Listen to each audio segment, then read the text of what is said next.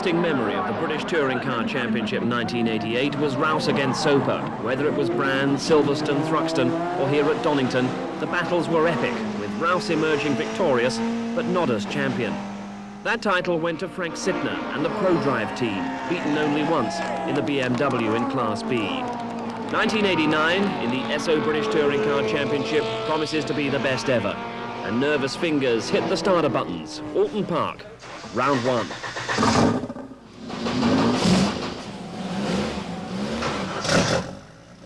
Especially tense, Andy Rouse, the great engineer driver. Despite confidently placing his Ford Sierra RS 500 on pole position, he knows that behind him, no Steve Soper, but a packed entry this season better prepared to present a really strong challenge. There's Rob Gravitt alongside him, with an engine prepared by the Australian touring car master Dick Johnson. There's Chris Hodgetts, the former champion, on Road 2, who showed he was close to matching Rouse's pace at the end of last season. There's big money backing and a Rouse-prepared car for the experienced Tim Harvey. And heading Class B, Britain's James Weaver, a proven race winner on both sides of the Atlantic. In all, 32 starters, but the spectacle and the glory this season is in Class A. No less than 17 Ford Sierras, but does anyone have a car to match Rouse, who qualified almost a second and a half quicker than Rob Gravitt? Further down the grid, Mike Smith, making his return to racing, is on the 6th row. James Weaver in the BMW on the 7th row, ahead of Frank Sittner. The target for Rouse, realistically, Class A success, because remember, a win in any of the lower, less competitive classes, an equal number of overall championship points. There's one or two fairly weak classes there where one particular driver is going to have a fairly easy time, pick up easy points, whereas I'm going to have to work very hard to gain those points. So we're not too optimistic about the championship, but we are optimistic about a really good season's racing. Rob Gravitt alongside Rouse is part of the new Trackstar team, which he's set up with Mike Smith. Mike just happy to be back for his first race since his helicopter crash, but what kind of physical problem will he face? Stamina is the problem. I've not had any chance to do any aerobic exercise, which I'm told I should have done, but you can't, you know, if your ankle won't move, you can't do it. It's going to take until early summer that I'm walking without a limp, and I'm gradually getting back into things, 2 hours physiotherapy a day. I'll be fit, I'll be fine, you know, my head's in the right place. Before we join Murray Walker, a word about the other change for the new season. It's a rolling start, the field building up pace for an explosion of power across the start line. For the champion Frank Sittner in the body of the pack, that's not a great prospect. I say I question whether it's a good idea here at Alton Park, because Old Hall comes up very quickly indeed. Instead of arriving at Old Hall at about 60 or 70 miles an hour, we'll be arriving at Old Hall at about 120 miles an hour. So we'll see what happens. I don't know. Reserve judgment. Well, we soon will see, because now they're on their way to the first rolling start of the SO British Touring Car Championship. Over the line, away they go into Old Hall Corner, and it's Andy Rouse leading, Gravitt in second position, Chris Hodgetts and Harvey is in fourth place. Now we're in car with Mike Smith in the Ford Sierra Cosmo, straight into the back of Graham Good's Sierra. That's a real thump. And that's the rear bumper missing off Good's car as two stream through ahead of Mike Smith. Onto Cascades, the left-hander. Up towards Lakeside and onto the hairpin at Shell. And at Shell, second gear, 50 miles an hour they go into that. Rouse is leading. Hodgetts is in third position. Gravitt is sandwiched in between them. Out of Shell. Tim Harvey is in fourth place. Guy Edwards is in fifth, there is Newman in sixth position, and Graham Good is already retiring from the first race of the year. So, Clay Hill now, fifth gear, 130 miles an hour, Rouse, Gravitt, Hodgetts, Harvey, there's very little in it. Up towards Druids, a very tight right-hander, third gear, 80 miles an hour. There's Rouse, Gravitt, Hodgetts, and Harvey in the blue Sierra is starting to close on Chris Hodgetts in the red one. On to Lodge. Second gear, 60 miles an hour. 2,000 horsepower from the first four Ford Sierra Cosworths. Into Deer Leap. Fourth gear, 120 miles an hour. Rouse, Gravitt, Hodgetts, Harvey. And at the end, they're doing 135 miles an hour into Old Hall. There's Harvey.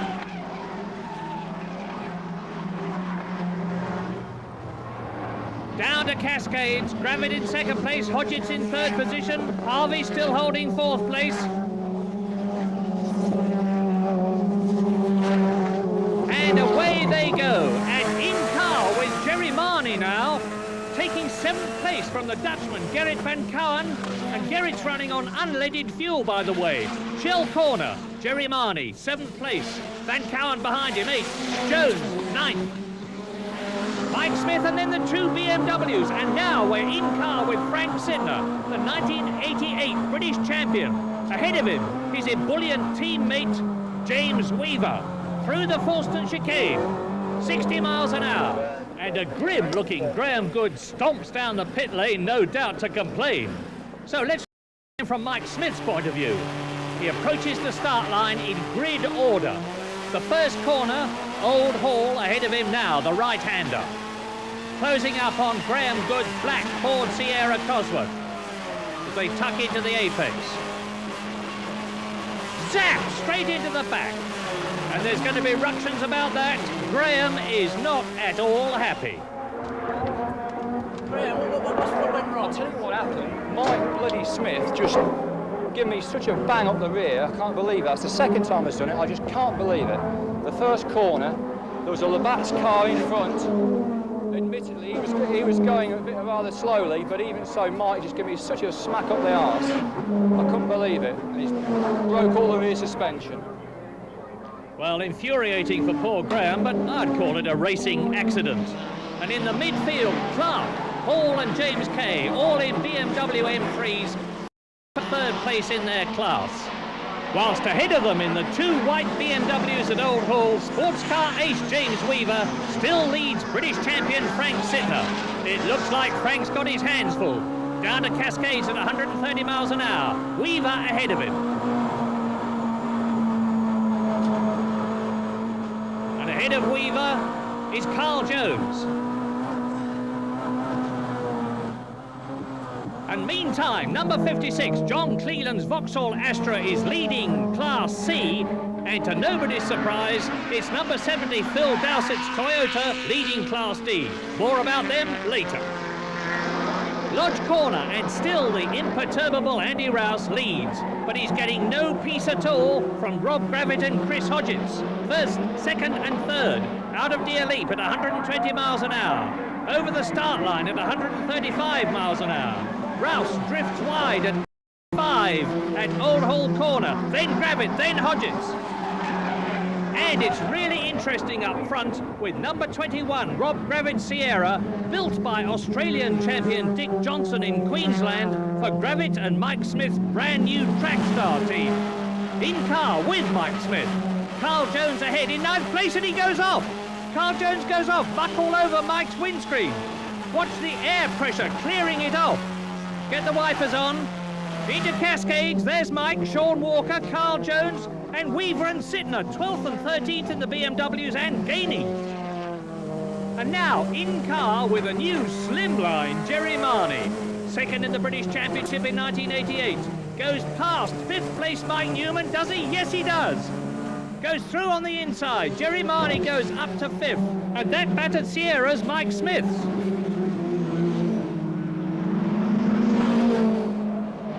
Lodge corner, Marnie, then Newman. Then the Dutchman, Gerrit van Kouwen, back to saloon car racing. In car with Jerry Marnie, up to 4th, 120 miles an hour. 5th gear, 130 miles an hour over the line, and Jerry Marnie is pulling away. And now Carl Jones is cramming on the speed. Look at him, number 28 going through inside Mike Smith. Down to Cascades. And Sean Walker's attacking on the right. He goes through. I suspect that Mike Smith is getting tired. He is still recovering from that very bad helicopter crash he had last year.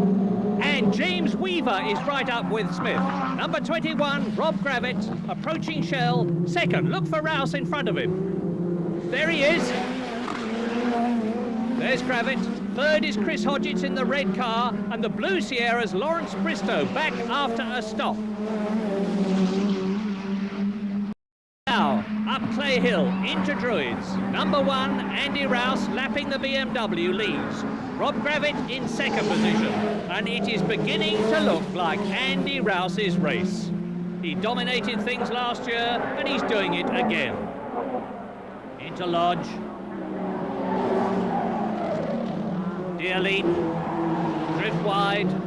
Change up. Over the line, another lap completed. Andy is easing away. Old Hall corner. Gravitt second, Hodgetts third. Bristow behind has been lapped. It's looking like 1988 again. Andy Rouse there won 9 out of 12 rounds last year. He's leading by 2 seconds. Not much, but it's enough. And back at Lodge, it's Newman, Van Cowan, Jones, Walker, Smith, Weaver. There's Weaver in the background behind Mike Smith. Weaver chasing Mike Smith, Ford Sierra hard. And that is Carl Jones, number 28 at Old Hall corner. Squeal of tyres, he's off. Carl Jones pirouettes across the grass in the Ford. He's going to be perfectly okay, but he's lost his placing. And now Frank Sittner is fighting Graham Hathaway in the yellow Ford Sierra for 13th place. Hathaway goes through on the inside. Sittner takes it back. No, he doesn't. Down to Cascades. That's ex-Rallycross British champion Graham Hathaway pitting 500 Cosworth horsepower against 320 Munich horses. And Frank's right up his boot lid. Nicker Brook, 130 miles an hour. Andy Rouse leads. Gravitt second.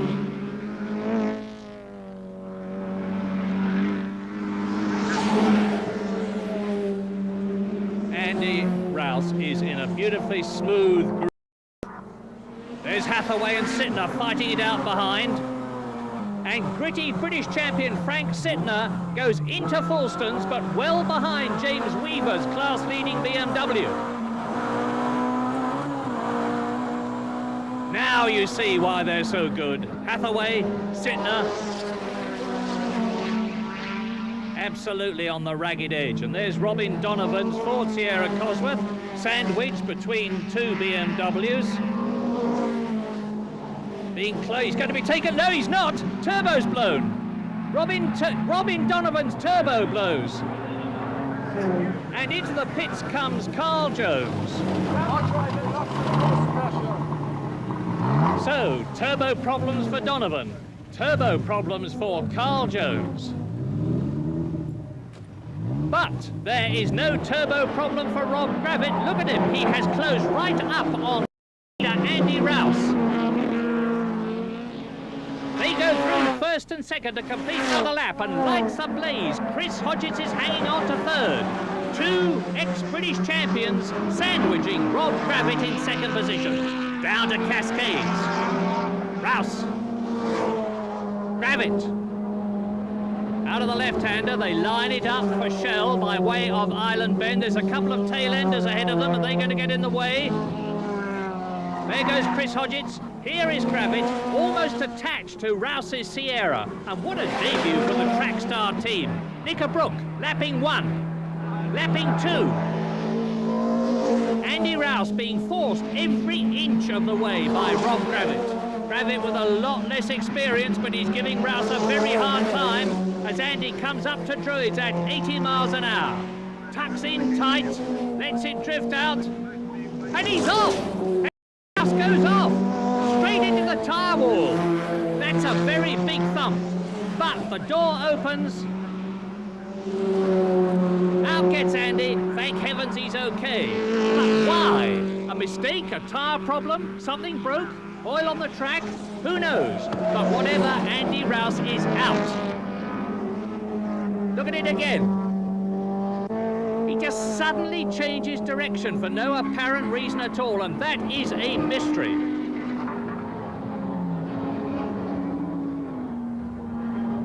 Now, here is Andy's view. There's a problem with the camera, but you can see out of Nicker Brook at 130 miles an hour. Change gear. Change again.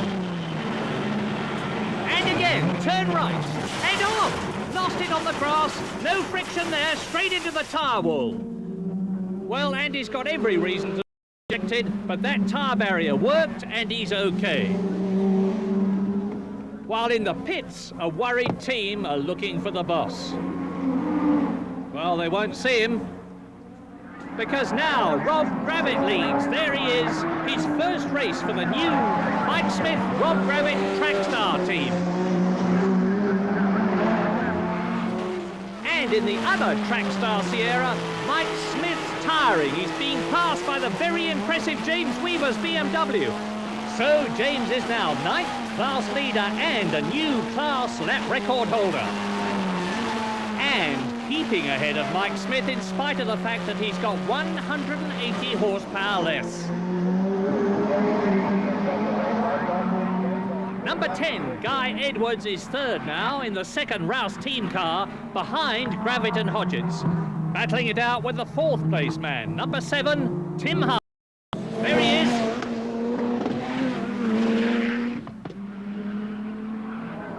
On to Knickerbrook. Edwards in third position, Harvey in fourth place. Up to Druids. And Guy Edwards is in his 24th year of racing. Formula One, twice winner of Oulton's Gold Cup, and he's the man who pulled Niki Lauda out of that blazing Ferrari in 1976. And he got a Queen's Gallantry Medal for that. Tim Harvey behind him, his 9th year of racing. Karts, Formula Ford, sports, saloons, he's driven them all, and he's in fourth position here. 17 Ford Sierra turbocharged Cosworth cars started this race, and they are really dominating things at the front and, of course, in Class A. And number 21, Rob Gravitt, hasn't got far to go now. If he can hang on, it's going to be a great win for him ahead of Chris Hodgetts and Guy Edwards. But Guy Edwards is touring. There's Guy. He's blown the engine. See the smoke pouring from the back, pulling off the course, out of the race. This is not the Rouse team's day. And it's not Chris Hodgetts' day either, after all. He's limping. Slowed right down. He's got a right front puncture. And that's Mike O'Brien coming up to pass him. Mike's well down the field, though. So Chris Hodgetts trying to get back to the pits to change that front wheel and tyre.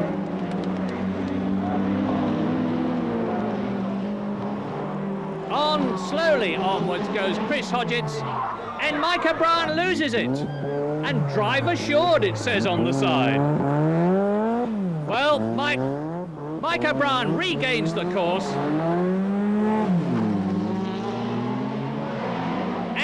To be 32-year-old Rob Gravitt's race, all the way from Australia for his Sierra, and victory first time out. A superb achievement. Well done, Rob.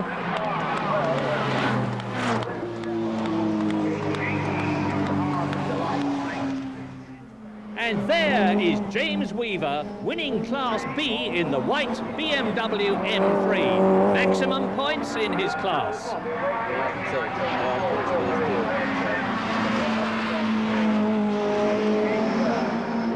And as Weaver tours in, an exhausted Mike Smith in the second Trackstar Sierra just beats the rejoined Chris Hodgetts to 7th place. Mike Smith comes in, demonstrating the massive dent where he hit Graham Good. But he's finished the race. And there it is. Turbocharged Ford Sierra Cosworth first to 5th. Weaver's 2.3-litre non-turbo BMW. And a very happy Rob Gravitt. First time out, and the boys, they've worked so hard the last 2 weeks. They've only just arrived, these cars from Australia. They've been working 48 hours in a row, no bed. Amazing, I'm really pleased for them. What can I say? Great effort from Gravitt, but class winners like John Cleland in Class C get the same championship points.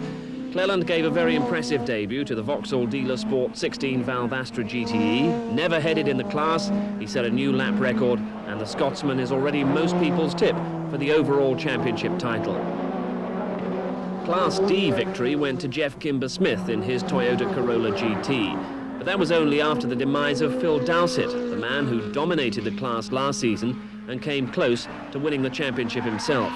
Dowsett, struggling for finance and a late entry in his Toyota, was leading the class very comfortably when he was forced out with a broken drive peg. Even then, Kimber only just managed to take the points, forcing his car over the line on the starter motor after suffering a fuel problem on the very last bend. So drama among the lower classes, but not exactly the high drama that already leaves the quickest man in the field off the pace in the championship contest.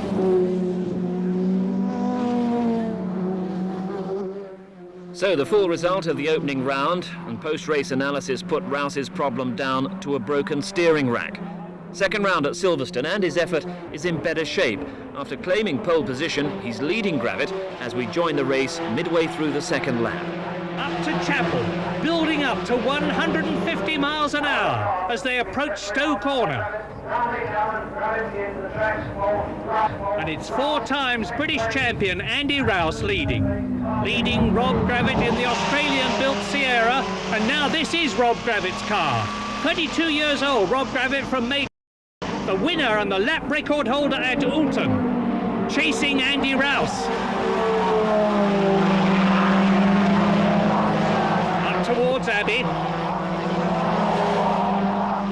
Now we're in car with the race leader, Andy Rouse. Rob Gravett looming up behind him. Up to Bridge. Watch it go down through the gears into the left-hander. And the gap between Andy Rouse in first place and Graham Good in 5th position is a mere 4 seconds. In car with Rob Gravett through the chicane, 100 miles an hour. Down the start and finish straight, up towards Copse. Lap 3 is 1/5 distance. Here come the leaders. Rouse, Gravett, the Labatt twins, Harvey and Bristow. There they go. Graham Good in 5th position. Dave Brodie well up. Now to Beckett's again. A slow on the course, but it's still very, very quick. Tight into the apex.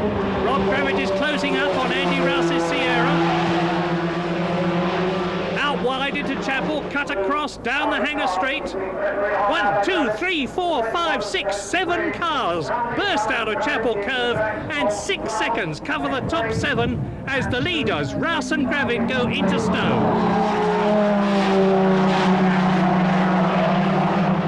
And now we're in car with James Weaver. This is the battle for the B-class leadership. And Weaver has just taken it from Frank Sittner, who goes through and retakes it. 320 horsepower, 2.3-litre BMW M3s. And up front, the 1988 champion from Nottingham, Frank Sittner. Round the right-hander, Sittner ahead, then it's Weaver, then it is Godfrey Hall. Second in the class in 1988, and James is really harrying Sittner.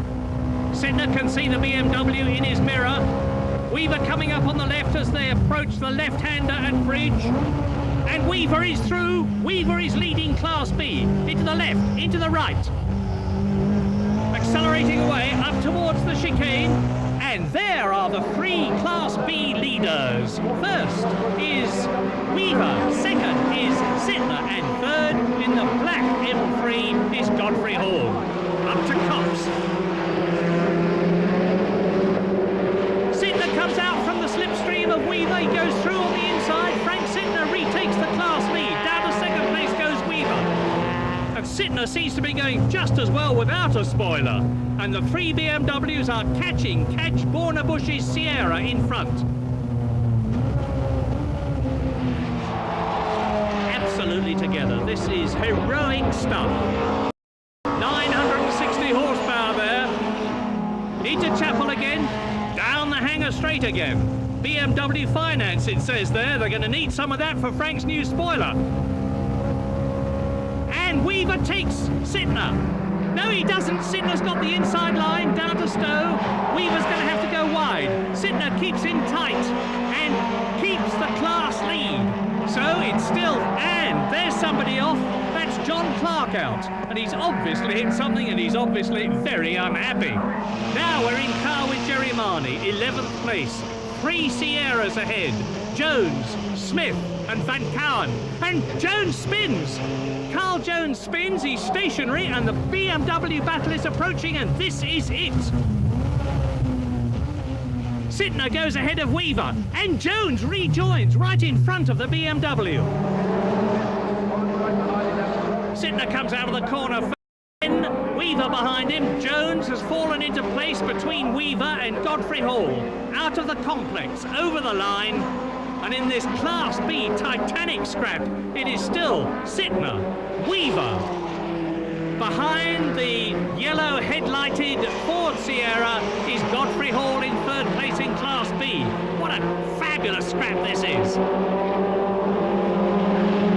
This is the car that's won the European Championship for the last 2 years. And look at the difference at the front of these two white BMWs. Sittner, no spoiler, Weaver has got one. Now, it must make a difference somewhere on the circuit that James Weaver has got better aerodynamics by virtue of the fact that he has got a spoiler. But up front there is Andy Rouse, leading Rob Gravett, number 21. You can see how close Rob is. He's not giving Andy any rest at all. And back at start, it's still Sittner, Weaver. There's Jones in the Sierra, behind him Godfrey Hall.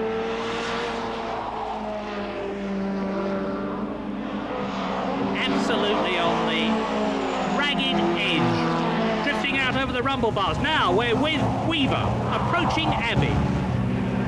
He's closing up on Sittner. He's going to come out of Abbey faster than Frank. He's got the momentum. He's pulling ahead. Weaver is ahead. But Frank Sittner is not giving up. He is fighting on. Look at him, number 33. Nothing in it. Out of the chicane. Down the straight into Copse yet again.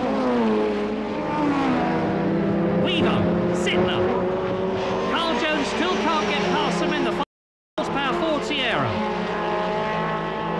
And Rob Gravett is fighting too, still with the race leader, number 1, Andy Rouse, as they lap the Class D 1600cc Toyota Corollas, and they are lapping nose to tail at some 108 miles an hour.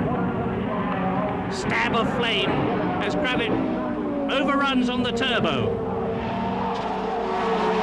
He's right in the slipstream of Andy Rouse now. He's going to try and get through as they come up to Abbey. It's quite possible. Into Bridge.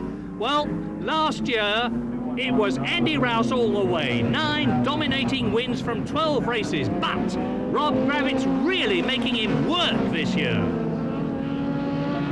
Into the chicane, out of it.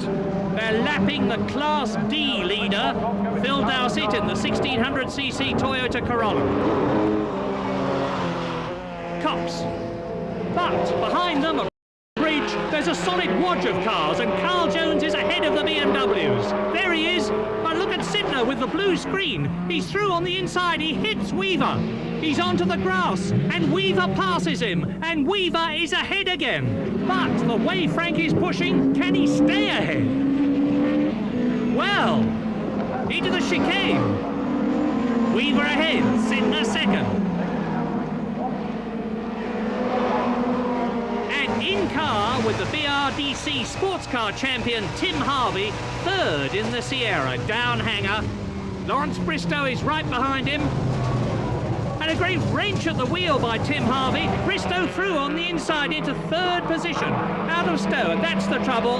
Tim Harvey has got a puncture in the left rear and more M3 action. That is the ex-Saab champion, John Llewellyn. He's lost it, he's recovering, accelerating away. Lost places there, of course, and here's Andy. Cool, calm, and still leading in the 500 horsepower, turbocharged 2-litre Ford Sierra. But behind him, there is a new lap record, Rob Gravett, at 108.21 miles an hour. And lap 10 is 2/3 race distance. Rouse, Gravett, Bristow, Good, Hodges, Brody. And into the pits comes last year's Silverstone winner Jerry Marnie from 10th position. Slowly crawling in. And here's Tim Harvey limping in to get that left rear changed.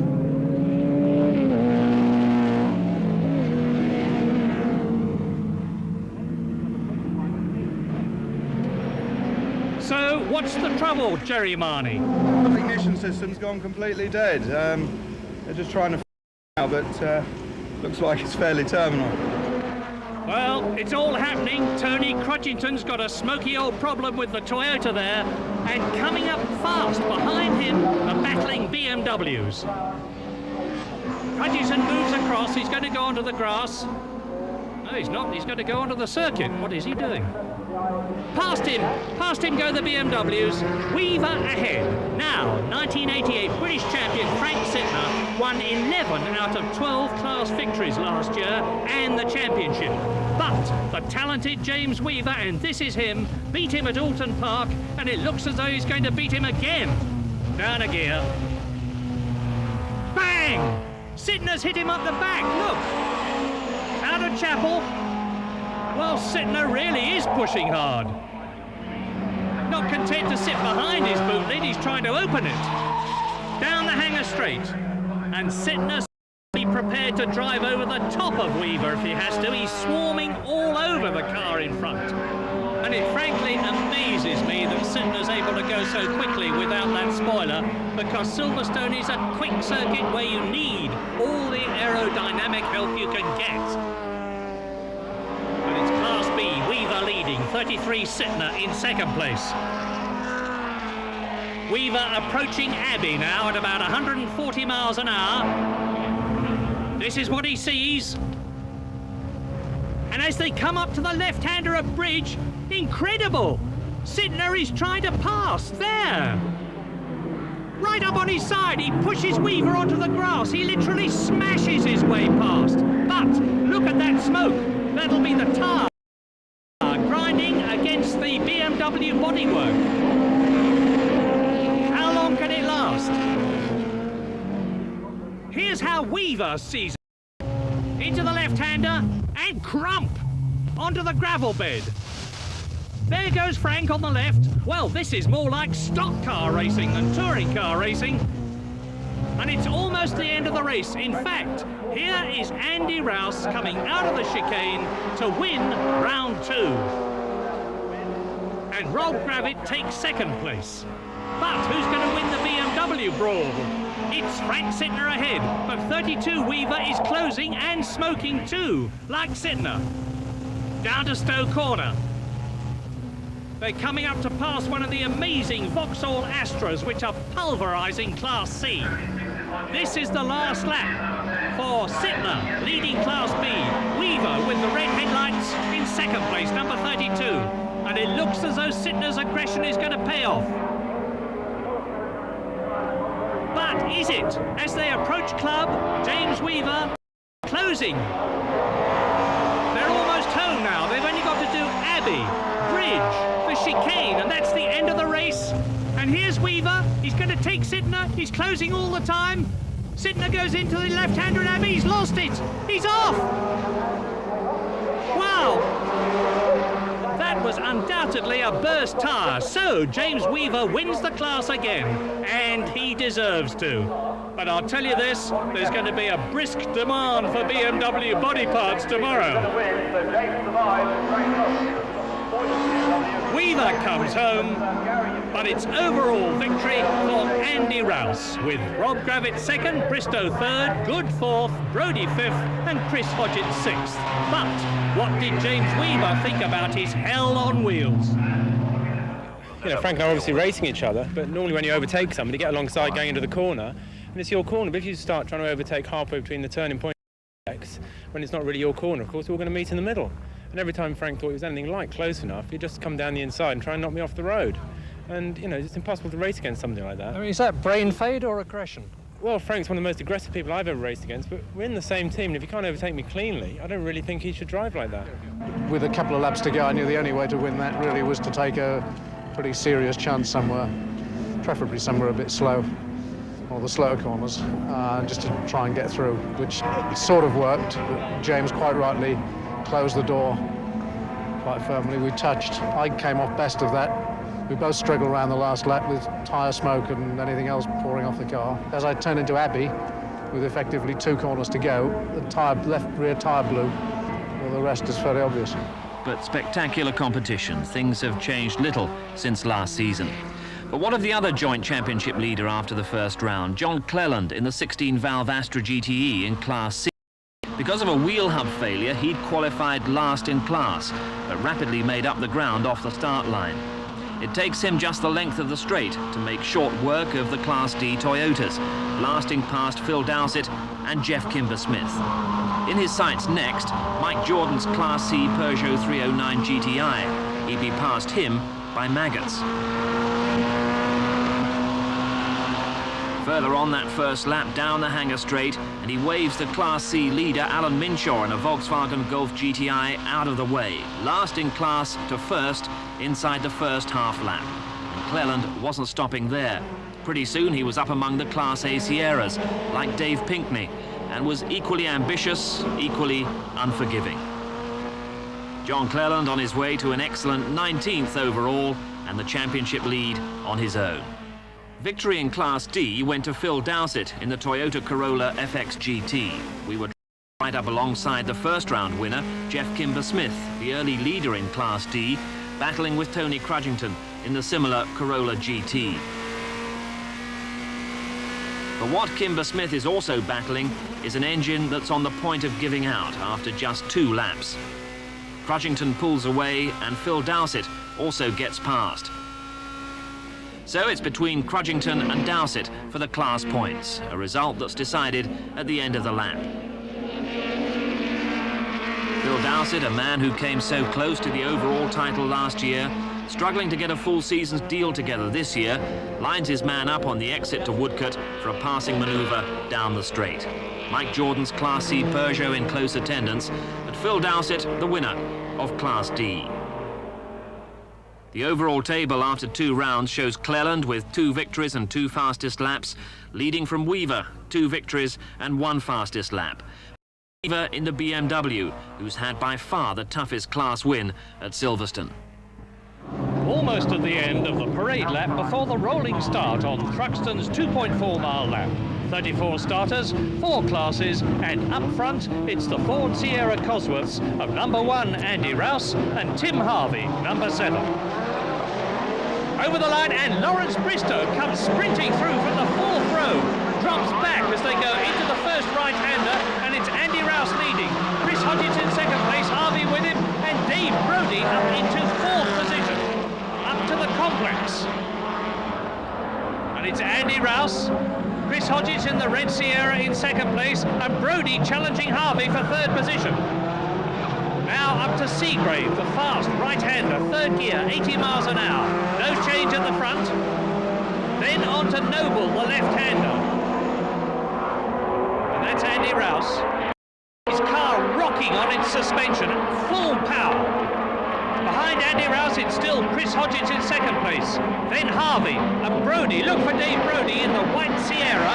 There he is with Rob Gravitt, the winner at Alton Park, number 21, in 5th position.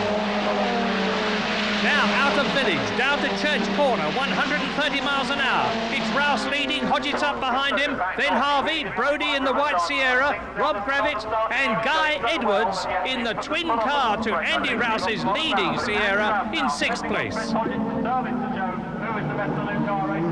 Through the chicane, it's Rouse leading, Chris Hodges in second place, and then there's a 3-second gap into Allard. With Hodges tight up behind him. Into the chicane. This is the rest of the field coming through. The Toyota Corolla last. And he goes off. It's Leslie going off in the Toyota Corolla. Rejoining. And at the complex, Hodges is giving Rouse a really hard time. Terrific scrap for 3rd position. And Carl Jones nearly goes off, taking Newman.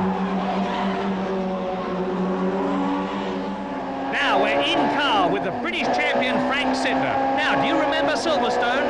Well, that's James Weaver's BMW in front again, so don't go away, folks. 140 miles an hour on the sweeping curves at Thruxton. James Weaver leads Class B, and number 33, Frank Sidner, is in 16th place behind 14 Sierras and 1 BMW. And at the club chicane, 2nd gear, 70 miles an hour, number 1, Andy Rouse leads just ahead of Hodges. Now the right tyres can win this race, and they're on a mixture of Pirellis, Dunlops and Yokohamas. And now we're in car with Guy Edwards in his Ford, over 500 horsepower. It'll do over 150 miles an hour. He is in 6th place. Ahead of him, Rod Gravett, and ahead of him, Dave Brodie and Tim Harvey. And watch the big white needle on the turbo gauge.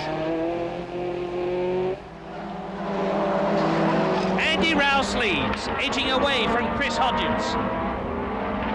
Absolutely flat out. Behind Hodgins, Brodie is up into 3rd position. Brodie in the White Sierra is up into 3rd, ahead of Harvey 4th, Gravett 5th, and a terrific scrap between Edwards and Bristow. There they are for 6th position. And this is Guy Edwards, 140 miles an hour. He's catching Rob Gravett. Easing up alongside the red and white Sierra. He's going to take him at the chicane. No, he's not. Gravett moves across, takes the racing line, goes into the right, into the left. It's Hodgins 2nd, Brodie 3rd, Harvey 4th. Gravett, Edwards, Bristow, and just 5 seconds covering the first 7. And Guy Edwards is going for 5th position inside Rob Gravett. Is he going to stay there? Yes, he is. He goes through. Guy Edwards moves up into 5th position. And Bristow is catching Rob Gravett. Look for Bristow in the blue Sierra. Up to the complex.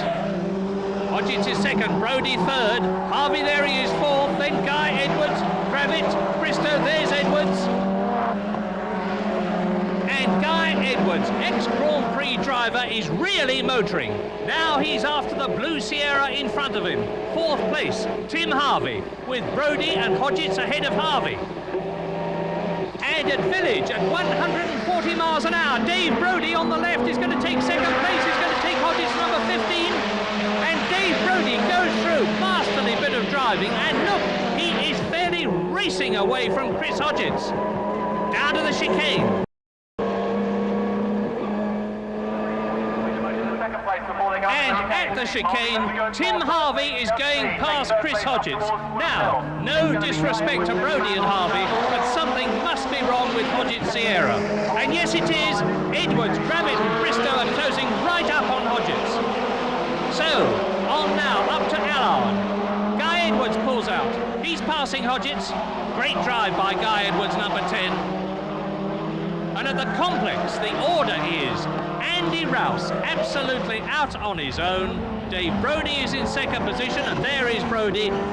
Harvey is up into 3rd place. Edwards is 4th. Hodgins is down to 5th position in the red Sierra. Then it's Bristow in 6th position, and Rob Gravett in 7th place. In car now with Chris Hodgins, 5th position. Edwards ahead. And that's Bristow, Lawrence Bristow on the right, passing Hodgins. 5th position, and Andy Rouse is slowing up. That is the race leader. He's been passed by Brodie. Harvey and Edwards pass him. Oh my goodness. Now there's Bristow going up to 4th. And in a moment, yes, Hodgins and Gravett go past 5th and 6th, and Andy Rouse is out of the race. So now, 44-year-old Dave Brodie from Hurley, there he is, leads. He's won over 200 races in 26 years. And Harvey and Edwards, 2nd and 3rd, and Guy, we're with him now, is really on his way. Allard Corner, 100 miles an hour. He's catching the British sports car champion, Tim Harvey. Look at that turbo gauge. Into the complex, right up with Harvey. And Harvey's teammate, Lawrence Bristow, in the 2nd Blue Sierra, is catching Guy. He's made a fine recovery after a jump start.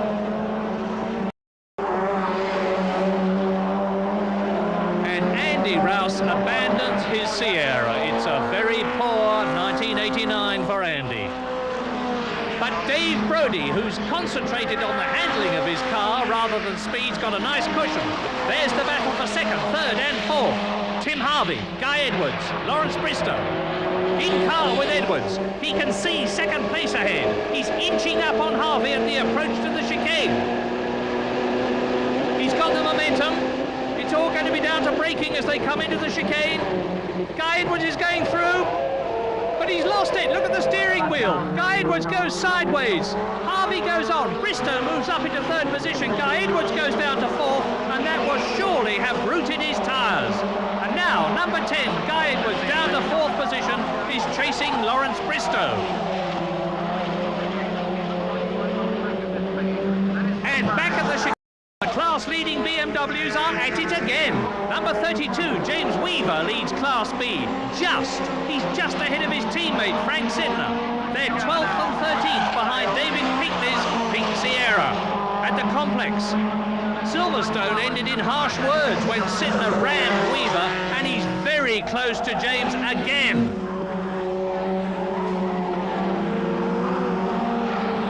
This is going to be really something.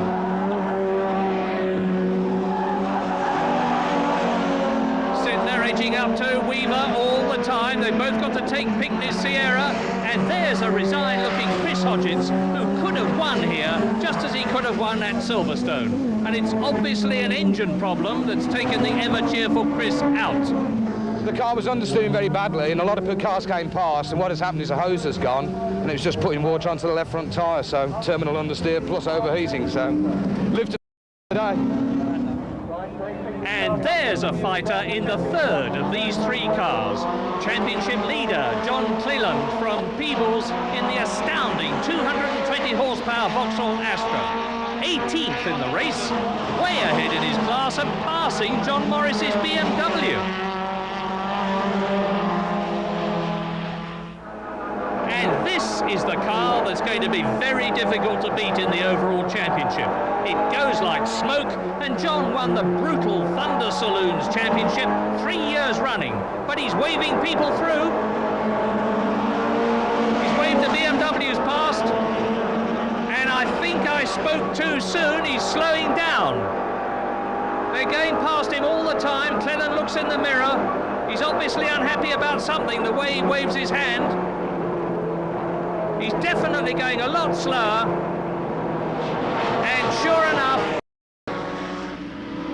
there's the problem. Left front tyre punctured, and Cleland is coming into the pits to change it.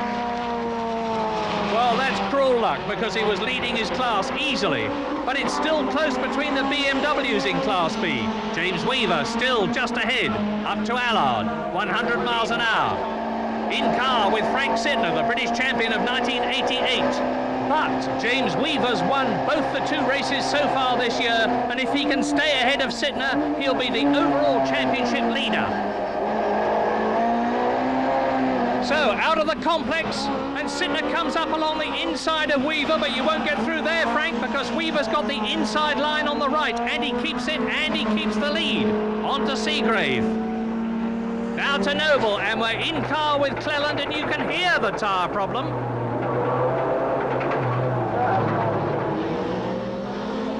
Coming out of the chicane as Cleland clears it, Tony Crudgington spins.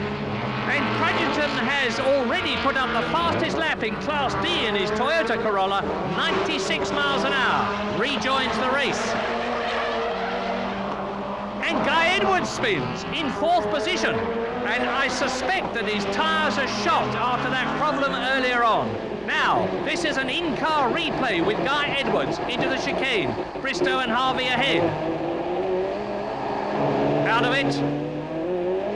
And Guy Edwards loses it, full left lock, but the back of the car spins round. And that's the same place as Tony Crudgington lost it. Maybe there's oil on the circuit. Anyway, Guy rejoins in 8th place onto the complex. There he is, trying to make up time. And he's lost it again. Now that must be tyres. And Guy Edwards rejoins the course. Well, now he rejoins with Gravett and Walker and Jerry Marney. Rob Gravett, Sean Walker and Jerry Marney, and now Guy Edwards is with them.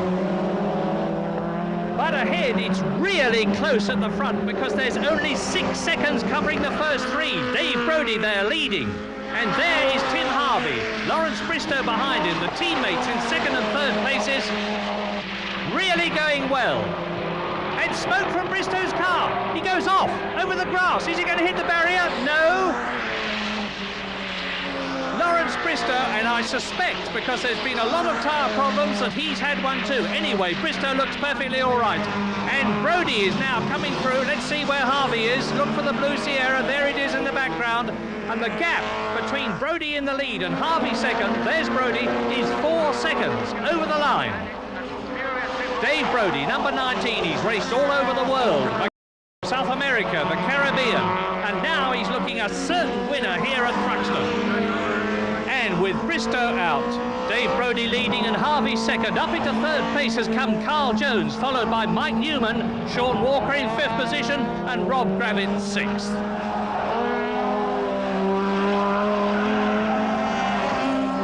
But here's the BMW brawl in Class B. Weaver, number 32, still leading. Sittner right behind him. Out of the chicane, 70 miles an hour, up towards Allard. Now, can Frank Sittner do anything about catching and passing James Weaver? Let's look back from Weaver's BMW at Frank Sittner. Fearless Frank is charging. New class lap record, 101.1 miles an hour, and it's brought him right up to the boot lid of Weaver's BMW. And Frank's in the spare car. He rolled his race car at over 100 miles an hour in practice. So this is a really terrific drive. Frank drops back a bit there, but no doubt he'll be right up with us soon. He's closing on the right-hander. Now they're going to the fastest part of the course, nearly 140 miles an hour in these 2.3 litre, 320 horsepower, 4-cylinder BMWs. Coming down to the chicane. They've got to go right down through the box into second gear. Brake very hard indeed. Is Sittner going to try for it at the chicane? He'll have a job because Weaver's got the inside line, and that's the one that matters. Right, left, Sittner can't get through there. Now out to complete another lap. Up to Allard. On come Weaver's brake lights, just a little dab. Complex again. Campbell is the right-hander. Into the right-hander now. And there's a gap. And there's contact. Take that, James. And he almost spins. But Weaver still leads Class B. He's had a tremendous clout on the left-hand side of his car, and that's where he's sitting, and again Sittner is trying. And this time he goes ahead, but not for long, because Weaver is back again. Into Noble at over 100 miles an hour, and here is a replay. Let's see what happened. Sittner tries to take Weaver on the inside, hits the BMW hard. Weaver recovers magnificently, gets back onto the racing line and holds the lead. And up ahead, Gravitt and Marnie are battling for 6th position, and we are with Jerry Marnie. He's going for the place as they come up to the complex. He's through on the inside, Gravitt on the left. Gravitt retakes the lead because he's got the inside line. And he'll keep it at the right-hander, or will he? Yes, just chops across the front of Marnie's car. And there's the BMWs again. Still Weaver ahead, and a fine 8th position overall out of the complex. Continuing round the right-hander, which leads up to Noble at over 100 miles an hour, and you can see how close they are. They're accelerating hard, speeding up 125 miles an hour into the right-hander at Goodwood. That leads on to Church, where they're going even quicker, 135 miles an hour. And Frank Sittner is not giving up, and nor is James Weaver. Two very hard men, and they are both determined to win their class. Now, this is the really quick bit, and if Frank Sittner's got the momentum, he just might get through. And it looks as though he has. He's coming out of the slipstream of Weaver's car. But Weaver again has got the inside. You won't get through there, Frank. Will he? No, he won't. Weaver holds the line. Sittner has to go wide, tuck in behind the white boot lid of Weaver's BMW. And once again, James is leading as he crosses the line. Brodie ahead overall. Harvey, Jones, Newman, Walker and Gravitt is the order. Now, James Weaver has 19 points overall in the championship. Sittner, that we're riding with, has 7, and it's 9 points for a class win. Up to the complex again. And Sytner's done it again. He pushes Weaver off and takes the lead. Now, was that fair or foul? Well, there'll be a tense atmosphere in the motorhome after that, no doubt about it, because Frank Sytner is well away now, and I don't think that Weaver's going to catch him. This is the last lap for Dave Brodie. Almost for a great win, his first since 1985, with a new lap record, 105.2 miles an hour, and that would make it 3 different winners in 3 races in the championship. Frank Sytner is undoubtedly going to win Class B. He's only got to complete the lap, but what about that passing manoeuvre? Well, you judge. Sytner tries to take Weaver on the inside. Weaver's got nowhere to go except off the course, but that gave Sytner the class victory. And here he is, almost home at the end of the lap. With James Weaver coming in second in the Class B. There he is, 32, but Dave Brodie's race with Tim Harvey in second position. And there's Dave, his distinctive black helmet. Great victory for him. Tim Harvey in second place and Carl Jones an excellent third in the Motorsport Sierra. Dave Brodie then a surprise winner of round 3 and Rob Gravitt coming in 6th to keep his lead in Class A. Class B, though, was Sytner's revenge on Weaver, but the manner of its execution prompted quite a debate. Once again, the crowd were enthralled, James Weaver slightly less so. But compared to what had happened at Silverstone the round before, Sytner was a lot more confident of his case. I've already heard a suggestion from someone that it was not a legitimate move. Frankly, if you watch a Formula 4 or a Formula 3 race, you're going to see much worse moves than that. Feelings seem to be a little bit heated after Silverstone. Are they still a bit heated? I think, well, they're not for me, but they could be for other people. You know, I've apologised for Silverstone. You know, I was definitely out of order, and I went on record as saying I was. As far as this race was concerned, I was actually lapping usefully quicker than James. He was in a car that was difficult to handle. Mine was nice and easy, and somewhere or other, I deserved to get. Frank and I can sort it out man to man. I don't need to sort of complain publicly about him, and I hope he wouldn't do the same about me, but certainly think we'll have to go and have a chat together. Louise Aitken-Walker wins Class C. John Cleland is probably having a quiet chat with his pit crew. The time lost by the championship leader when he punctured couldn't be regained, but it was still another good result for Vauxhall and the 16-valve Astra. Louise Aitken-Walker winning the class and making the transition from rallying to racing. Well, it's a 30-minute sprint, you know, the cars all round you. It's a bit different from the trees. At least the trees don't move. The cars bump into you here. 5 runners also in Class D, led home by Phil Dowsett's Toyota Corolla GT, Tony Dolly in second. More useful points for Dowsett that put him in sight of John Cleland and James Weaver, who are now tied for the championship lead. Rob Gravitt, the leading runner from a Class A that's produced 3 separate winners in 3 races. Nothing precise or predictable about this 1989 championship. So to Donington for round 4, the traditional hour-long race with driver changes. Well, this is going to be different. 30 cars on their way to the rolling start on Donington's superb 2.5-mile lap. With an hour to go, compulsory driver changes, and Rob Gravitt, winner of round 1, in his first pole position in the red and white Cartel Sierra, alongside Dave Brodie, the Thruxton winner. Into the pit lane goes the pace car, and round 4 is go. And Rob Gravitt fairly leaps into the lead, straight off into Redgate. Andy Rouse is going through on the inside of Dave Brodie to take second position. Then it's Guy Edwards, Bristow, David Sears, Jerry Marney, and now we're in car with Guy Edwards in 4th place. Immediately ahead of us, it's Andy Rouse. In front of him, Dave Brodie, and leading is Rob Gravitt going down into the old hairpin, and here he is. Right behind him, Brodie and Rouse together. Guy Edwards, now the climb up to McLean's. 4th gear, building up to 110 miles an hour. Look for Gravitt, there he is out front. Brodie behind him, Rouse immediately in front of us. Out of McLean's at about 100 miles an hour, and there's 7 cars together. Gravitt, Brodie, Rouse, Edwards, Bristow, Sears, and Jerry Marney in 7th place. 3rd gear. Down the straight at 125 miles an hour.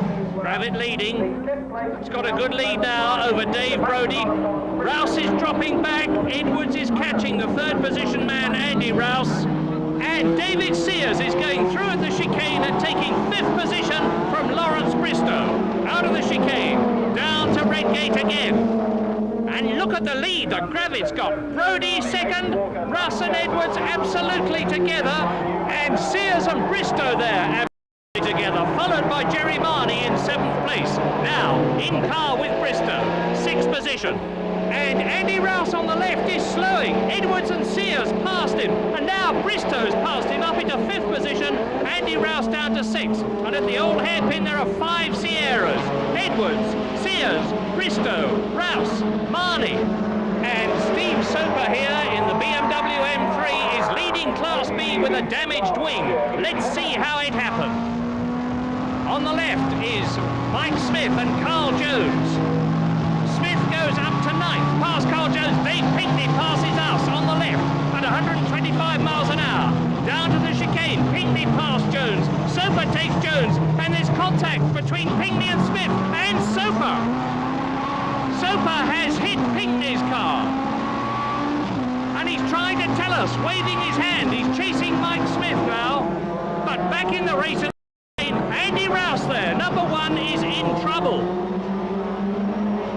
The others are getting away, but Rouse is coming into the pit lane. And at Redgate, Gerrit Van Cowen and Mike Smith are battling for 9th position. Here they are, Van Cowen, number 25, Mike Smith, number 20. And there's contact, there's a nudge, and off goes Van Cowen into the sand trap. But he's kept the Sierra rolling. That's really difficult, and he gets a big round of applause from the crowd. He deserves it. Well done, Gerrit. Now, in the pits, Andy Rouse, the winner of round 2. Looks like an electrical problem. They're examining the plugs, and he doesn't look at all happy. But he gets away, sounding a bit rough. And now we're in car with Steve Soper. The right front wing is peeled right back, and he's showing the pits with his hand as he goes past. And there's Dave Lapworth asking Charles Reynolds if he's wrong. But now, let's have a look at it from Frank Sidner's point of view, following Soper. There's Soper in the white car, and he hits Dave Pinkney's car, peels back the right wing, and now he's got a major problem. Is it going to affect the aerodynamics of his car? It looks all right on the left, but it's all wrong on the right. And number 70, Phil Dowsett, is leading Class D. And there in the red and white Sierra, number 21 is race leader Rob Gravett. Look for Dave Brodie now in the white Sierra behind him. There he is. Guy Edwards in third position. Right behind him is Sears in the blue car. And Lawrence Bristow is fifth, his teammate. And there is the leader, 21, Rob Gravett. Into the chicane. He's starting to lap people now. Dave Brodie holding a strong second position. And now we are in car with Jerry Marnie. Down the straight at 125 miles an hour. And that is steam. That is steam coming up from under the bonnet. Into the chicane. He nearly goes off. He's lost traction on the front wheels. There's a big problem there for Jerry Marnie. And how lucky for him. He comes straight into the pits. Now, let's see if we can sort out what the problem is. That's what the mechanics have got to do. Up will come the bonnet. There is steam coming out of everywhere, including the fascia vents. And I would imagine a hose has gone. It's water out, it's not boiled. Yes, it had. And now, back in the race, Rob Gravett leading. Brodie, there's Guy Edwards in third position. Sears and Bristow. Don't drink and drive, that's good advice. And now in car with Lawrence Bristow. And ahead of us, Bristow's teammate, David Sears, son of the ex-British saloon champion, Jack Sears. This is the fastest part of the course, down the long straight, into the chicane, and Sears is getting it sideways. Sears goes off. Over the curbing, over the grass. Bristow goes through, up into fourth position. Well, there's a bit of bad luck for Sears. He's lost the place. Can he regain it? And Andy Rouse is back in the pits. A worried-looking Wyn Percy, his co-driver, alongside him. And Mike Smith, look for number 20, is now 7th. There he is. He's Rob Gravett's teammate. teammates, so his team are 1st and 7th. Down to the old hairpin, and Dave Brodie has got a problem. That is the man who was in 2nd position, number 19, Dave Brodie. You can see what the problem is. Punctured left rear tyre. Mike Smith and Sean Walker have passed him. There's Newman passed. And here is Mike Newman chasing Walker and Smith. Number 3, Mike Newman. And that's Louise Aitken-Walker in the Vauxhall Astra, about to be lapped by Mike Smith. He tucks in tight, he's onto the grass. He's going off the course. Mike Smith plunging across the infield at Donington. And Tom Wheatcroft doesn't like his grass cut up. Mike is going to be in trouble when he gets away, but he's rejoining the course, back onto the tarmac. Mike Smith well down now.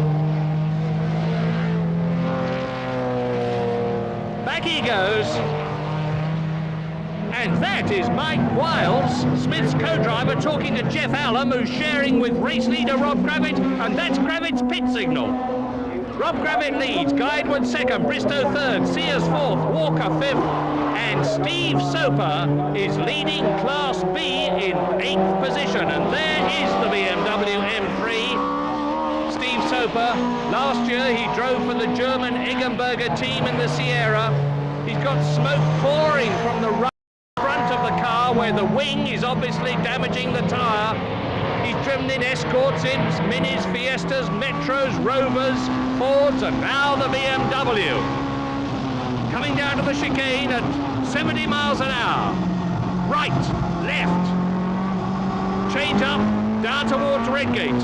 Approaching at 125 miles an hour. Chasing the Sierra ahead, which is Dave Pinkney in 7th position. And he's going to catch him soon, and look at that wing!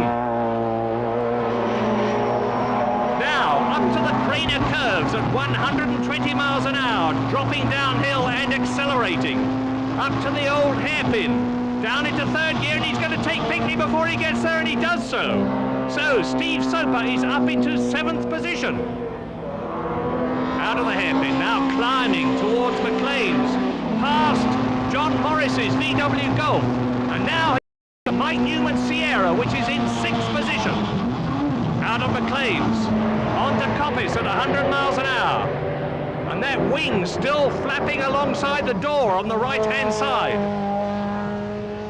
And Steve Soper not a bit ruffled. And meantime, race leader Rob Gravitt is catching the 2 BMWs in front of him. That's Godfrey Hall and Ian Forrest and John Llewellyn. There is Godfrey Hall, number 43. Forrest behind him in the white BMW. There's Llewellyn. And Gravitt is behind Llewellyn. Coming up to pass him now. There's Guy Edwards. There is Bristow, 3.5 seconds between the first 3. And Sears is in 4th place. Down the straight. And Forrest in the white BMW is all over Hall's car. Looking to the right, looking to the left as they come down to the chicane to see a way through, but there is. And Rob Gravitt coming up fast behind them. Down to Redgate. This is Rob Gravitt's opportunity to close the gap and lap the 2 BMWs and put them between him and the 2nd and 3rd men. And that's Phil Dowsing coming out of the pits in the Toyota Corolla, down to Craner. Gravitt is lapping Forrest. And Forrest nearly loses it. Locks up the right front, smoke pouring from the tyre. Godfrey Hall is pulling away. In car now with Guy Edwards, 2nd place ahead. Rob Gravitt is being held up by the BMWs. He's past Forrest. Now Gravitt's got to try and take Hall, and Edwards has got to try and get past Forrest. That's the white car in front. And Gravitt is past Hall. Edwards is past Forrest. And Bristow is behind Guy Edwards. What a terrific scrap for the first 3 places. In car with Bristow in 3rd position. Past Forrest. Edwards is past Hall. And Van Cowen savages Mike Smith. Now that is what I would call tit for tat. Off goes Mike Smith, stationary, losing places. He's got to get the Sierra going again. And number 33 is Frank Sidner. The chicane, Gravitt, Edwards, Bristow, all together. is anything going to happen on the run down to Redgate? Let's have a look. There's Gravett, Edwards, Bristow, 1.7 seconds covers the first 3 on lap 21. On to Craner. Now, this race could be won on the pit stops. It's that close at the front. Gravett, Edwards, Bristow, first, second, third, and there, number 7, Sears is about to lap the 2 BMWs, 4th position, up to McLean's. Gravett still leads. Number 10, Guy Edwards there in 2nd place, and Gravett has just put up the fastest lap so far. 1 minute 44.9, 94.1 miles an hour. And there is Mike Newman in 6th position. But not anymore, not anymore. As I said, a gigantic explosion that looks like engine, and Mike Newman is definitely out of the race. And into the pits comes Mike Smith to change over with Mike Wiles, his co-driver. Now this is critical. If they're slow here, they'll lose time and they'll lose places, and they've still got to do up the harness. Mike Smith helping Wiles. And Mike has certainly had an eventful race.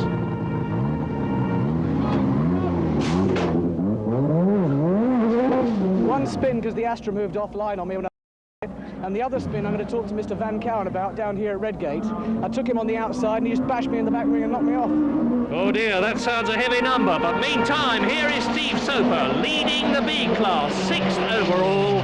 It's a left-hand drive car. He's going to change over with James Weaver. And meantime, they're working on changing the tyres and taping up that damaged front wing. Out goes James Weaver. Driver change in the BMW. And at the chicane, Gravett is still out there leading. There is Edwards in 2nd position and Bristow behind him 3rd. Sears in the 2nd Blue Sierra 4th. And into the pits comes Bristow. Now he's going to change over with Tiffany Dell in the orange helmet. Meantime, Sears has gone up into 3rd position and there is no tyre change, you will note, on the Bristow car. Tiffany Dell, ex-3 driver, into the Sierra, out of the pit lane, into the race. And that was a really slick pit stop. Excellent work. Tiffany Dell joins the track, back onto the circuit now.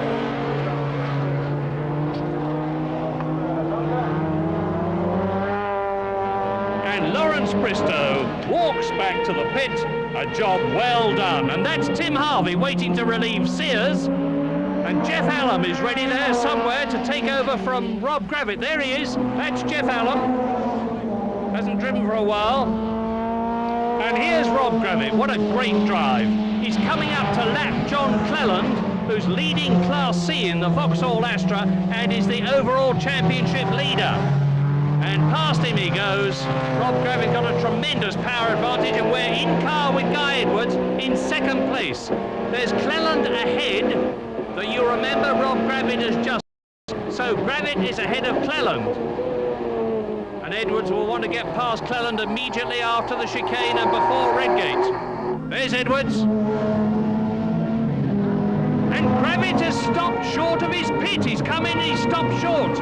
And Edwards is in. Edwards is in the background. That should gain him a lot of time. And now Sears is in for Harvey to take over, for Tim Harvey in the yellow helmet to take over. Gravett is helping Allen with the belts. Very important. They've got to get properly tightened up. And out goes Tim Harvey. And that is Jeff Allen. He has taken over from Rob Gravett. And then it's Wyn Percy in place of Guy Edwards, and there is Tiffany Dell through in the lead as Harvey comes out of the pits in 2nd place. Allen comes out in 3rd place, and immediately behind him, Wyn Percy is 4th. So Tiffany Dell is looking good. In car with Wyn Percy, 4th position, Jeff Allen ahead, Craner curves. And from the Craner curves to the old hairpin. And Percy is catching Allen, no doubt about it. Damon Hill is right behind Percy. That is number 5, and he has taken over from Sean Walker, and he's in 5th position. In car with Percy, 4th place, Allen ahead. Damon Hill is right behind. You can't see him, but Wyn Percy can, and there is Hill. McLean's. And Percy's losing it. No, he's not. Masterly recovery, but he's drifted out wide. He's lost time, and Damon Hill goes through. Damon Hill through into fourth position. Percy attacks. He's got the momentum. He's past Damon Hill. No, Hill is still ahead as they come down to the chicane. And Hill tucks in on the apex, maintains his place, fourth place. Percy, number 10, in fifth position, down to Redgate. Jeff Allen, number 21, is in third place. That is Damon Hill, and number 10 there is Win Percy in fifth position. So, Hill is still in fourth place, and that is Tiffany Dell leading the race at the old hairpin. Lap 30, in car with Win Percy, fifth place, and he's losing it. He spins right round. Win Percy spins to a standstill, and that has really cost him. But he gets away well. Into the pits, James Weaver. He's going to lose the B-class lead. And he says the car is jammed in sixth gear. Steve Soper's not happy. He built up the lead. And now James Weaver is saying, push me, I'm in sixth gear. I've got to get away from standstill. And he gets away in ninth position, down from sixth. 33 is leading the B-class. He is in sixth position. Two BMWs ahead. Jerry Marshall is in one of them. This is the ProDrive Works car that we're riding with.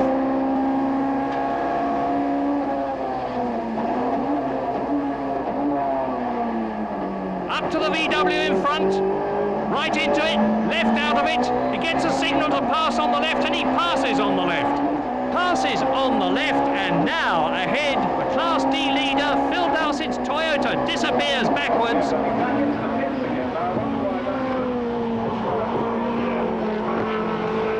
And at McLean's, the leaders are slicing through the field. Liddell leading, Harvey and Allen together are.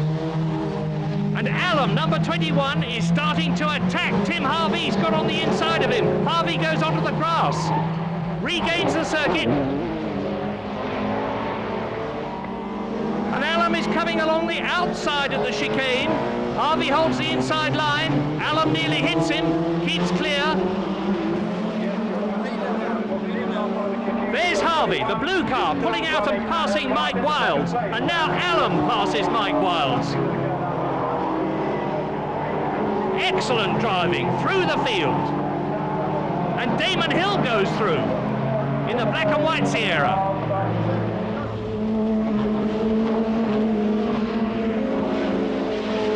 Number 20, Mike Wilds, is dropping back. In car now with Win Percy in fifth position, past Crudgington, catching Mike Wilds, and he spins! Mike Wilds spins!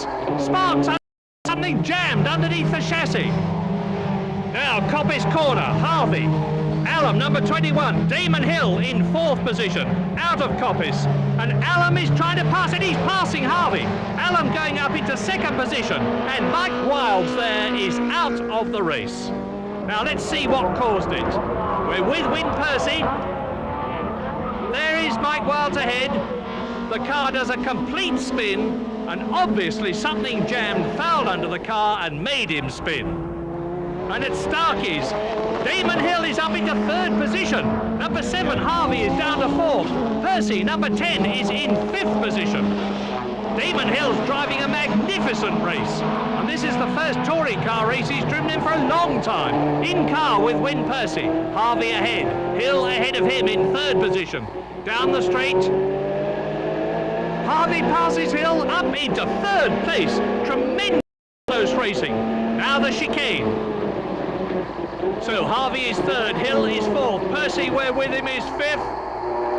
And Damon Hill hits Harvey as they go out of the chicane. Percy is past Hill up into fourth position. And that is Tim Harvey ahead and outspins the O'Brien-Donovan Sierra. Well, all action at Donington. Fortunately, all clear there, and now Now, Win Percy is really going for third position. Number 10, Win Percy, pushing Tim Harvey. Number 7, very hard indeed.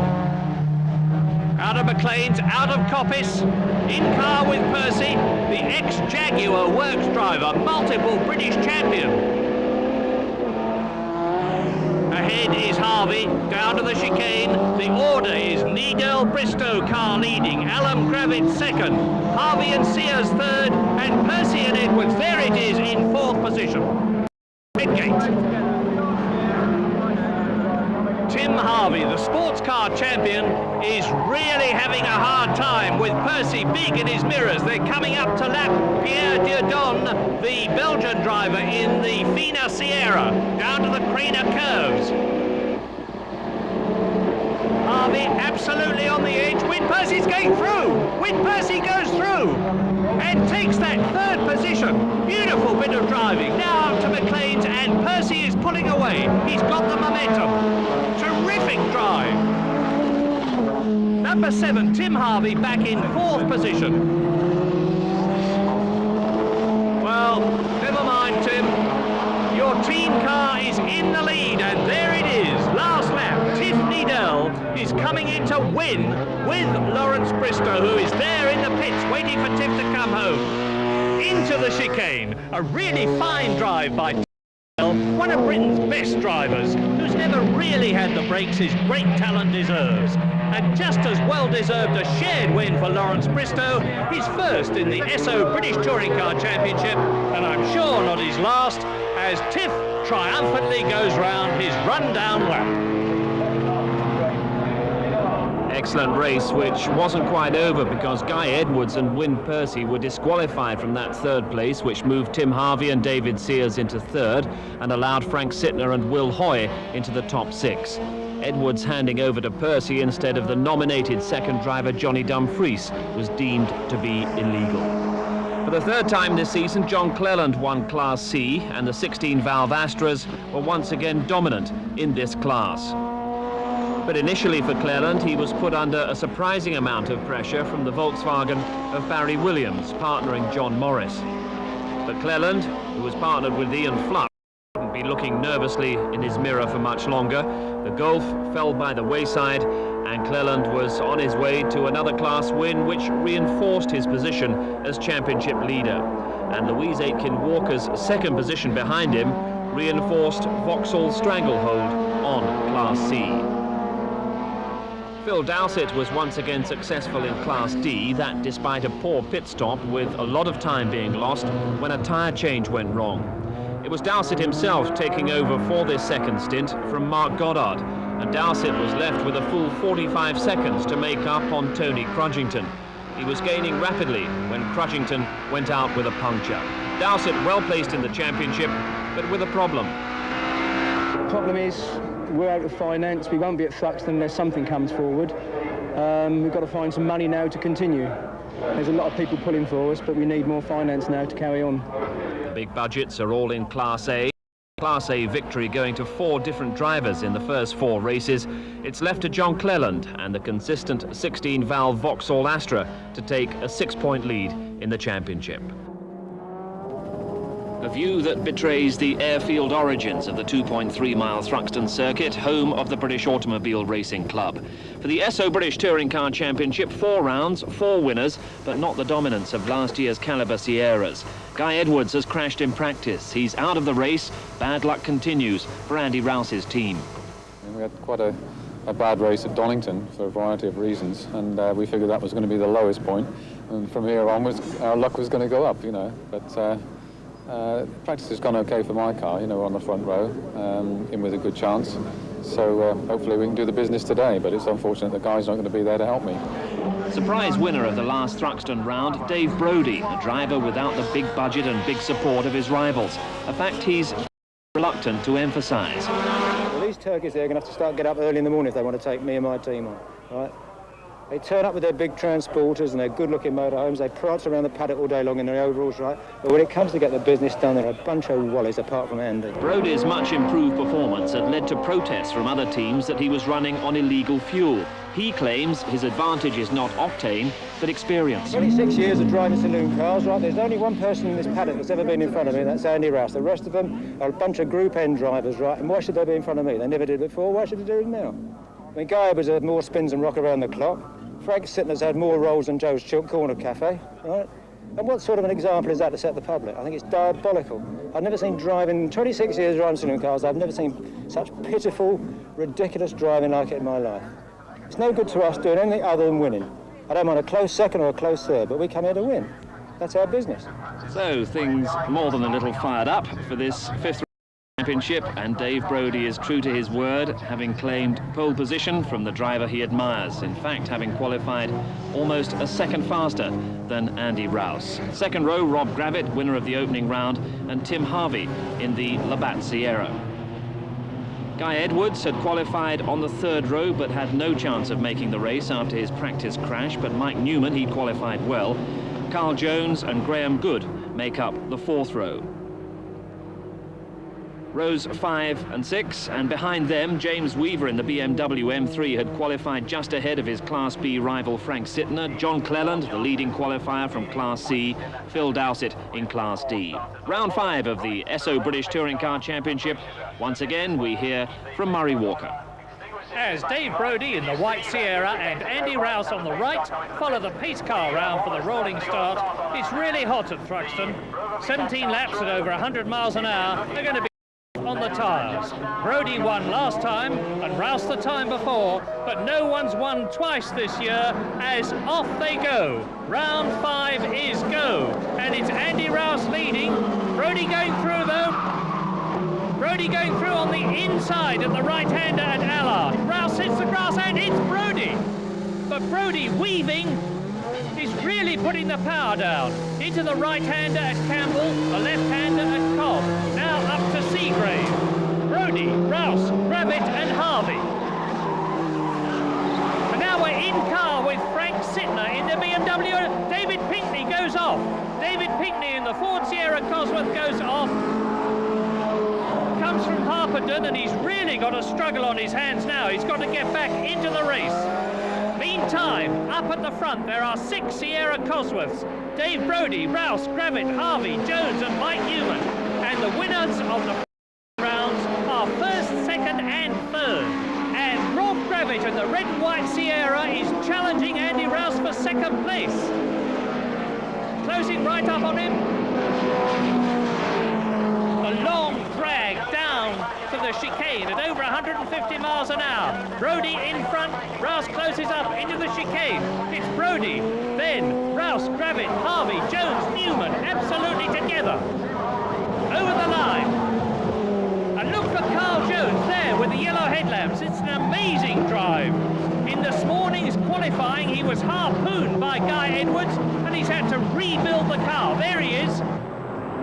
Up to the complex. Brodie leading by 1.5 seconds. Gravitt is challenging Rouse for second place. Harvey, then Jones, Newman, and Jerry Marney in the White Sierra in 7th place.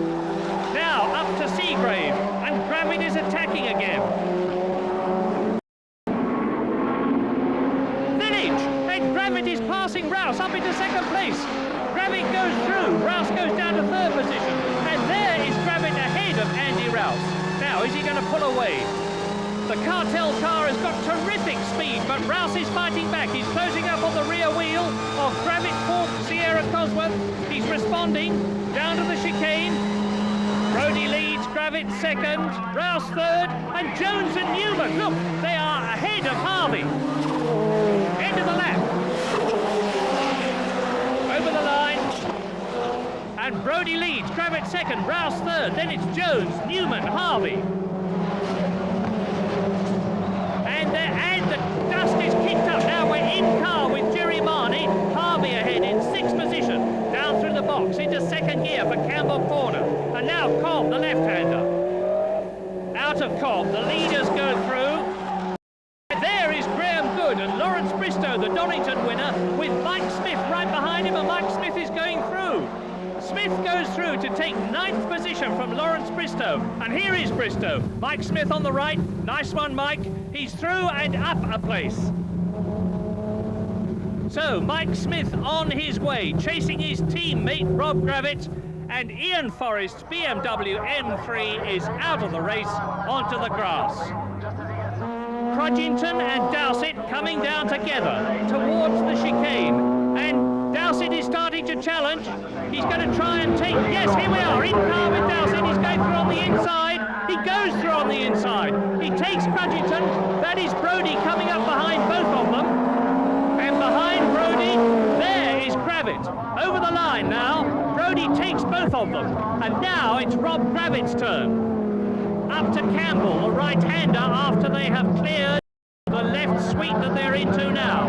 Brodie approaches Campbell. Dowsett and Crudgington behind him, and Rob Gravett is about to take them both. But Crudgington is right up alongside Dowsett. He's going to take the lead, and Gravett is going to take them both right on the apex, and they hit each other. Dowsett, oh my goodness! A full 360-degree spin, the wheel is off, the grass has caught fire. But Rob Gravett looks at Dowsett out, up onto the bank. Gravett is out of the car. Miraculously, they are both perfectly okay. As the fire marshals slip on the grass, they're going to have to jump down onto the bank to set about the fire. They've got it out already. Well done indeed. That's a very nasty accident. But amazingly, Phil Dowsett looks perfectly all right. So now let's have a look at it from his point of view again. There is Dave Brodie in front. We're turning into the right-hander. There is Gravett. Slam bang into the tyre wall, and Dowsett does the same thing. Thank heavens for that protection. And now Crudgington leads Class D. Rouse is right up behind him, number 1, second in the race. And then it's Harvey and Newman really close to each other, and this is Mike Smith on the right trying to lap Lawrence Bristow. And they've touched each other at the chicane, and Bristow is off, nearly hits the pit lane Armco. Miraculous recovery. And there on the left is Mike Smith. Away he goes. And Mike Smith has got the momentum. He's pulling away. But Lawrence Bristow may have been lapped, but he isn't giving in. And watch that turbo gauge needle, the big white one. He's definitely reeling Mike Smith in again. And that is the BARC rescue unit. Now, the British Automobile Racing Club runs Thruxton, and you need for a rescue is in that vehicle. Medical equipment, cutters, resuscitation gear, and they're deliberately leaving the vehicle there to protect them while they rush up to see if Gravett's okay. Well, he is okay. He's out of the car, actually. And there he is. But he must have a very sore neck. Now, let's have a replay. On the left is Crudgington, then it's Dowsett. On the right is Gravett. Gravett turns in. There is contact. Straight onto the grass, into the tyre wall. Dowsett does the same thing. 360-degree spin from Rob Gravett. The wheel is off, the back is up, and the grass catches fire. That could have been very, very nasty indeed. And Dave Brodie is slowing. There he is, and that is Andy Rouse going through. He's gone from third to first. And Tim Harvey is really close to him. There is Rouse. Now, I wonder what's wrong with Brodie. There's the answer. Look at the left rear wheel. There is no tyre there. He's driving on the rim. Dave Brodie trying to get back. Now, there is Rouse leading. Harvey in second place, right behind him. Mike Newman in third position, number 3. And Carl Jones goes past Brodie up into fourth position. What a fantastic development as Dave Brodie rattles into the pit lane on his rear rim. Lap 14, there's 3 laps to go after this, and Rouse and Harvey with their headlights blazing to warn people that they're coming through. Can Tim Harvey catch and pass Andy Rouse? There is Rouse, there is Harvey. It's getting closer and closer all the time. That is Dave Brodie's wheel. Look at it. Almost finished now. Just tighten up the nut and Dave Brodie can get away, but he's really out altogether. and a Goodwood on the way to Village Corner at 130 miles an hour. Past the last of the tail-enders goes Tim Harvey, and now on the fastest part of the course he can attack Andy Rouse and go for the lead. Round Brooklands, the left-hander, down to the chicane, and at the chicane there is less than a second between the first and second places, Andy Rouse and Tim Harvey. Much less than a second now. Out of the chicane, up towards Allard. Rouse goes over the line. Harvey goes, and the checkered flag is out. They're stopping the race. Now that must be because of the accident further ahead. They're all slowing down. So lucky for Andy Rouse. He wins, the first man to win twice this season. Tim Harvey second, just as he looked likely to win, and Mike Newman third. And no wonder they stopped it. That's a real fire hazard. So, overall victory for Andy Rouse, with Tim Harvey in second place, Mike Newman third, Carl Jones in fourth position, Mike Smith fifth, and Sean Walker sixth, after a really exciting race.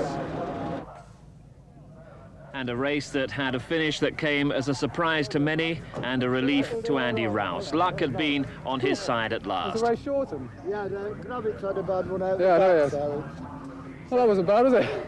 The luck has changed. I think so, yeah, for the better, fortunately. Well, that was hard going.